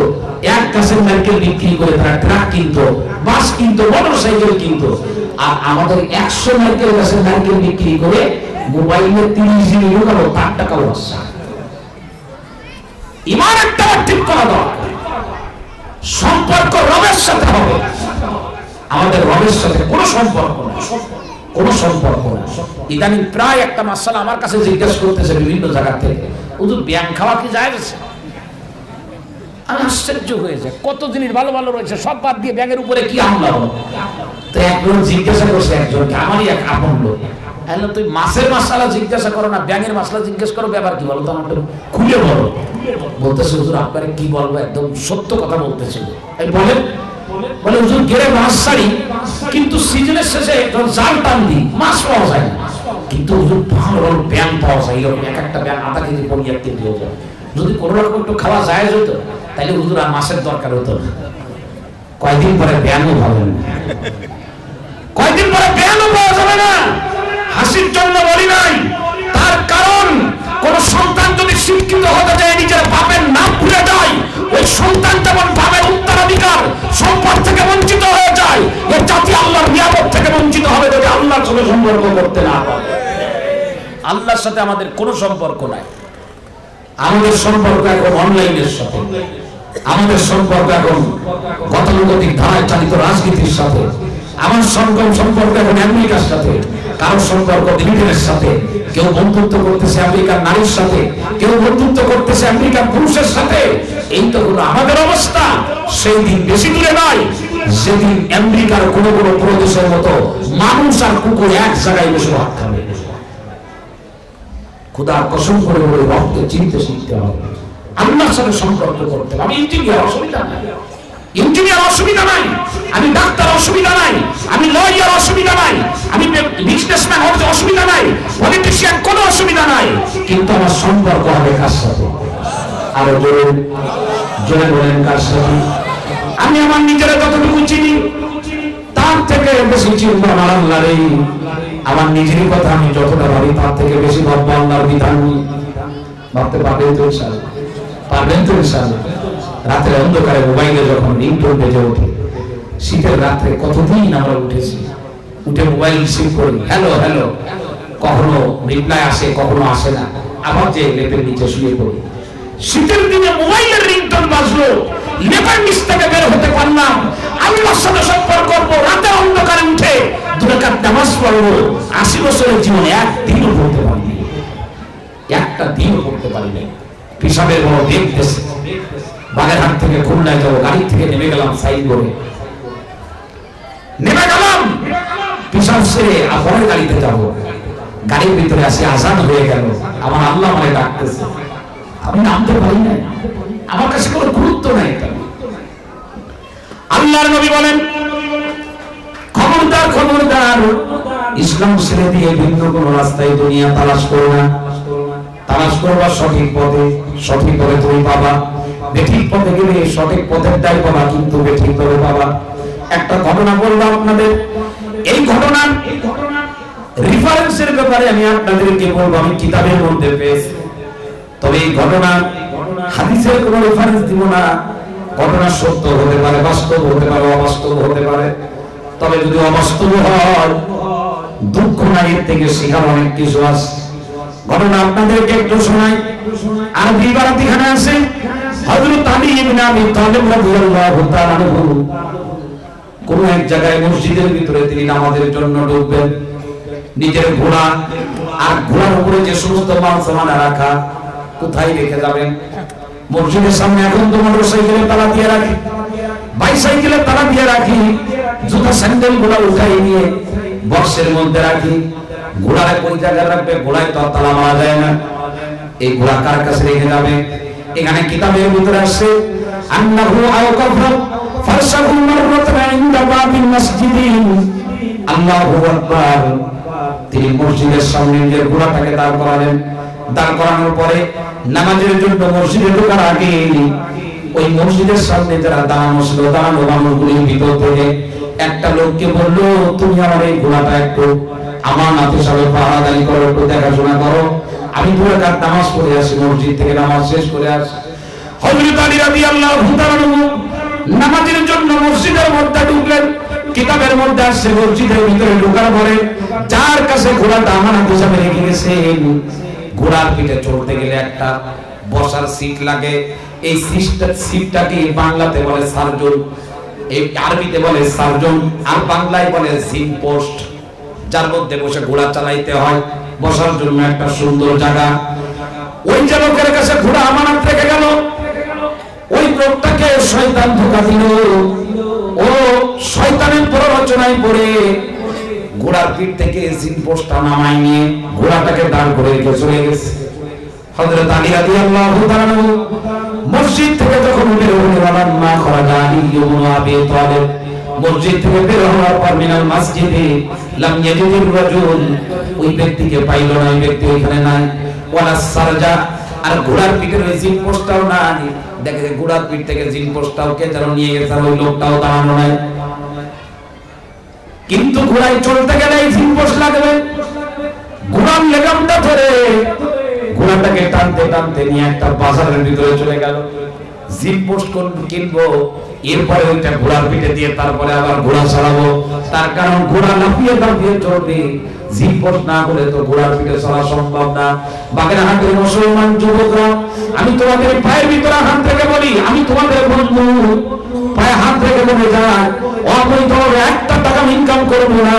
আর ইনকামের জন্য ইসলামের উপরে, ইসলামকে পদদলিত করে আমি কিছু করতে যাব না, বরং কোরআনের হাদিস অনুযায়ী চলবো। আমার তকদির আমার আল্লাহ পাক যা রেখেছেন, একটু ধৈর্য ধরলে বৈধ পন্থায় সেটা পেয়ে যাব। একটু ধৈর্য ধরা, একটু ধৈর্য ধরা। আল্লাহর একটু ভয় করেন, আল্লাহর ভয় অন্তরে নিয়ে নিজেকে একটু কন্ট্রোল করার চেষ্টা করেন। তো বাজারে চলে গেছে, লম্বা ঘটনা, ব্যাখ্যা দিতে গেলে অনেক সময় লাগবে। হুজুর চলে আসবেন, এখন আমি 11:30টায় শেষ করে দেবো। তো দোকানে যে ওই জিন পোস্টের যে দোকান, উনি দোকানে যে তো আশ্চর্য হয়ে গেছে, কি দেখেছে হযরত আলী রাদিয়াল্লাহু তাআলা তার নিজের যে জিন পোস্টটা, ওই ঘোড়ার উপরে বসার যে সিট, ওই সিট দেখেছে যে পাশে এক দোকানে ঝোলানো। তো এই কথা তো আর বলা যাবে না যে ভাই এটা আমারটা, এটা তো দোকানদার ঝোলায় আছে, কিন্তু দেখতেছে যে এটা হলো আমারটা, নিশানা দিয়ে বুঝতেছে এটা তো আমার। সেটা তো তখন হযরত আলী রাদিয়াল্লাহু তাআলা বড় জ্ঞানী মানুষ, দোকানদারের জিজ্ঞাসা করলো যে আপনি এটা কত বিক্রি করবেন, যে এটা এই জিন পোস্টটা কত টাকা বিক্রি করবেন? তো দোকানদার বলল যে 10 দিরহামে বিক্রি করব। কত? 10 দিরহাম। তো একটু দাম বেশি হয়ে যায় না? তো দাম বেশি হওয়ার কারণে আমাদের কাছে কোনো দোকানদার যদি কোনো জিনিসের দাম একটু বেশি চায়, তো ক্রেতা সেজে আমরা একটু পাল্টা প্রশ্ন করি, ভাই আপনার কত দিয়ে কিনা? হযরত আলী রাদিয়াল্লাহু তাআলা তাই বললেন যে আপনার কাছে যে লোকটা এটা বিক্রি করে গেছে, সে কত বিক্রি করে গেছে? আপনি 10 দিরহাম চেয়েছেন, ঠিক আছে, কিন্তু আপনার কাছে সে বিক্রি করেছে কত? তো বলে যে আমার কাছে বিক্রি করে গেছে বিখমসাতি দাওয়াহিমা, 5টা দিরহাম, 5 টাকায়। আমি বিক্রি করব 10 টাকা, আমার কাছে বিক্রি করে গেছে 5 টাকা। হযরত আলী রাদিয়াল্লাহু তাআলা 10 টাকা দিয়ে ওই জিন পোস্ট নিজেরটা নিজে কিনলে, কিনার পরে এটা লাগায় যখন রওনা হবে, তো তখন আল্লাহর প্রশংসা করে বলতেছেন সুবহানাল্লাহ, সুবহানাল্লাহ। আমি একটা নিয়ত করছিলাম যে আমি চোরে 5টা টাকা দেব, যেহেতু সে আমার ঘোড়াটার পাহারাদারি করতেছে। তো 5টা টাকা হিসেবে পেল, কিন্তু তার ধৈর্য কম হওয়ার কারণে আর অবৈধ রাস্তায় যাওয়ার কারণে হারাম ভাবে 5 টাকা পেয়েছে। একটু ধৈর্য ধরলে সে 5টা টাকা বৈধ ভাবেই পেত। বুঝেন নাই মনে হয় কথাটা? বুঝছেন কথা বলছেন? এই জমিনের প্রত্যেকটা ফায়সালা এমনই হয়। সুতরাং আল্লাহর ভয় অন্তরে নিয়ে ইসলামী শরীয়ত অনুযায়ী চলবো। দুনিয়ায় ইনশাআল্লাহ আমরা না খেয়ে থাকবো না। আল্লাহ আমাদেরকে না খায় রাখবেন, আল্লাহর কোনো লাভ নাই। তবে আপনাদেরকে 3টা আমলের কথা বলে আমি আমার আলোচনা শেষ করব। এই 3টা আমলের মধ্যে তাকওয়া আছে। যদি কেউ চান, আমার দিক খেয়াল করে, যদি কেউ চান মৃত্যু পর্যন্ত জমিনের মধ্যে জীবনে কোনোদিন কারোর কাছে অসহায়ত্ব প্রকাশ করবেন না, কারোর কাছে হাত পাতবেন না। আপনার যেমন প্রয়োজন আছে আমারও আছে, আমি হাত পাতবো না। এইটা যদি কারোর মনের মধ্যে থেকে থাকে, কোরআন হাদিস অনুযায়ী তাকে 3টা আমল করতে হবে। কয়টা? 3টা আমল যদি করেন, কোন দিক দিয়ে কি হয়ে যাবে আপনি টের পাবেন না। আমি গতকালকে জুমার নামাজে আয়াত হাদিসগুলো বলেছিলাম। 1 নম্বর আমল হলো ইস্তিগফার ওয়া তাওবা। 1 নম্বরে হলো গুনাহ হয়ে গেলে আল্লাহর কাছে মাফ চাবেন, পারবেন? যখনই গুনাহ হয়ে যায় আরবিতে বলবেন আস্তাগফিরুল্লাহ, পারবেন? কোন সময় পারবেন আর কোন সময় পারবেন আমি জানি না, তবে আমি আমার মসজিদে বিশ্ববিদ্যালয় মুসাল্লিদেরকে যেটা শিখাইতে সমাপ্ত হয়েছে সেইটা আপনাদেরকে শিখাই যায় সমান। প্রতিদিন কমাস কম 15 বার আস্তাগফিরুল্লাহ বলবেন। সেটা এইভাবে বিশ্বনবীর আমল সম্পর্কে মুসলিম শরীফের হাদিসে আসছে, নবী আমার ফরজ নামাজে যখন সালাম ফিরাইতেন 3 বার বলতেন আস্তাগফিরুল্লাহ। বলেন কখন সালাম ফিরানোর পরে আস্তে আস্তে বলবেন আস্তাগফিরুল্লাহ। পারবেন আমল করতে?